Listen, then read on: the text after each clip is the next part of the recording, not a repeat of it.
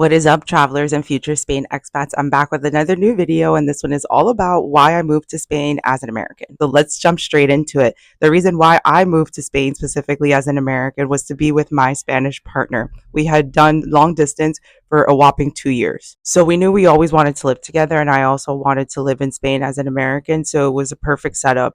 The only problem was that I had some credit card debt that I needed to pay off, and I also wanted to move to Spain as an American with savings. So I actually had about 10,000 US dollars in credit card debt, and I also wanted to move to Spain as an American with 10,000 US dollars saved. So you'll find that Spain is definitely cheaper than the US, but it's not as cheap as, for example, Thailand or Bali. I think it was a really good idea that I also did that because those 10,000 US dollars actually went by pretty quick. I spent like half of that within the first 3 months. The apartment deposit was definitely one of my biggest expenses upon arrival. So my partner had found an apartment in Madrid for 950 euros monthly rent. The way it works in a lot of Spanish cities is you have to give up 2 months deposit plus pay the first month's rent. So basically by the time I got to Madrid, my portion was about 1,500 euros. And you have to add in the furniture, the cooking utensils, all the other things you need to buy and furnish any type of new apartment. And it adds up really quick. So it basically took me a little bit less than 2 years to save up 20,000 US dollars to come to move to Spain as an American. So let me give you a little bit of a timeline so all of this makes sense. So I met my partner in June 2017, and I met him towards the end of my Europe trip. And the plan was to actually move back to the States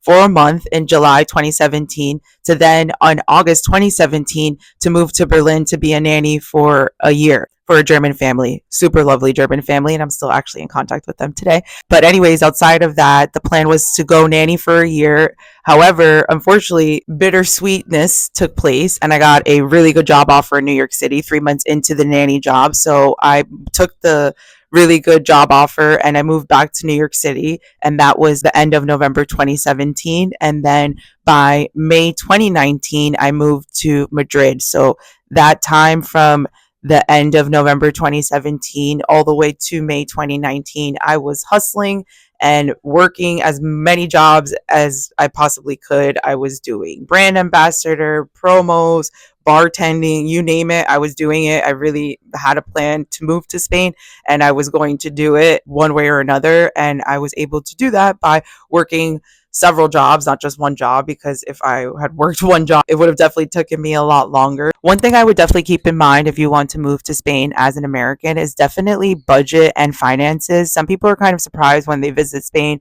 or move to Spain for the first time and they realize and see that prices here aren't that cheap. So it's definitely good to get familiar with the expenses. So for example, if I was moving to Spain as an American for the very first time and I knew absolutely nothing, I would have a look at what does the average apartment cost in Barcelona? What does the average apartment cost in Madrid? Wherever you want to live, I would have a look at that so you have an idea and it's not a complete shock once you get there. And piggybacking off of the housing topic, it's really important to know, especially as a brand new expat moving to Spain, that there is a major housing crisis in big Spanish cities such as Barcelona and Madrid. Specifically, Barcelona is having a very big housing crisis where a lot of the listings on these platforms are basically short-term rentals, so it's for tourists and they're catering more to tourists. And then Madrid, it's very expensive to find a decent sized apartment. It's also very, very competitive because there's not enough houses for everybody. So keep that in mind. I would recommend, if you're moving to Spain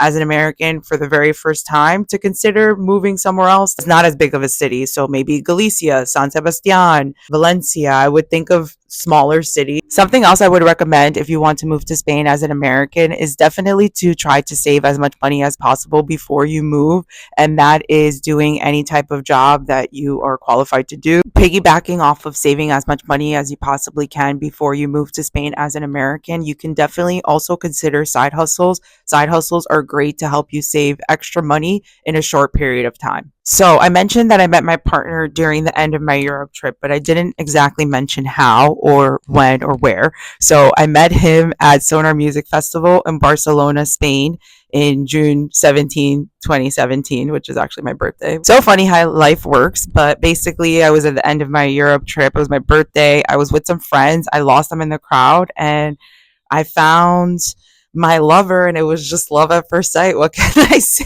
I'm kidding. So we hit it off at the festival after we started talking, and then we kept in touch. We wanted to meet up like right away after we left Barcelona because, like I mentioned, I was on the Europe trip. So we met up 2 weeks after that. I'll definitely get into long distance relationship tips in another video. That's a whole nother topic for another day. I think how we were able to make our long distance relationship work and me to actually move, or one of us to move, is that we had a plan. And I think that's so important when you have a long distance relationship, because if you don't have a plan, it's just going to fizzle out. So I think it goes without saying that dating someone from a different culture definitely brings its own set of challenges, but I think it's up to the people within the relationship to stay open-minded and patient, because it's definitely able to be functional and healthy. And regardless, I think that's something that anybody needs to do in any type of relationship, not just intercultural. So if you happen to be in a long distance relationship as well, I definitely recommend to have some type of plan for you and your partner. So I think it's important to know how I even took this trip, because I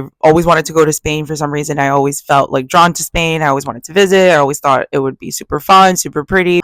And so 2016, I was actually trying to plan a trip to Spain as well, but nobody wanted to go with me. So 2017, I was like, you know what? I'm going on a whole Europe trip by myself. And I was luckily able to have my best friend meet me during the 2 weeks before my birthday, which was super awesome. And that's where I went to Sonar, and that was really fun. But I think it's important to know that you have to do the things that you want to do in your life, because it will take you to where you need to go, and it will take you to the people that you need to meet. Because I can't even really imagine like what my life would have been like if I never left New Jersey, if I never left New York, if I never took a trip to Europe, if I never took a trip to Asia, if I never took a bet on myself. Before I ever went to Spain, I knew I would like it for some reason. And then when I went to Sonar and I met my partner, it's really crazy how life works out and plays out sometimes, because if you don't travel, you'll never go somewhere new and you will never meet new people. And this is exactly why I think people should travel, because when you travel, you experience new people, you experience new cultures, and you learn a lot, most importantly. So you're probably wondering what it's been like immigrating from the US to Spain. And I would definitely say it's been bittersweet. Some days I feel like I love Spain,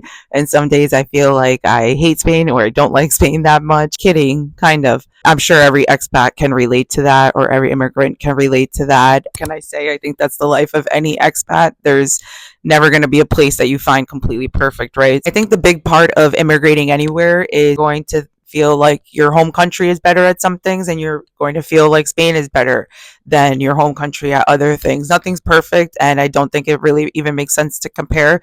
I think that was something that I did a lot in the beginning unconsciously, and it just doesn't make sense, because it's like trying to compare apples and oranges. It's just different, and that's that. The bureaucracy here with the paperwork is definitely a very big transition that you need to overcome. I would also say the lack of customer service, or the not so great customer service, is definitely another huge big transition that you will have to overcome, especially being American, because customer service there is like everything in America. Transitioning into Spain, where customer service is not so prioritized and people pretty much just don't care about it. It takes some time to get used to. But outside of that, I definitely love living in Spain, and I think it's a great place to live, and there's lots of great quality of life. So all in all, was it worth it? I think so. A common question I get a lot is if people were supportive of the move to Spain from the US, and I would definitely say it was a bit of a mixed review. I'm going to start with my family first. My family was super supportive, especially my parents.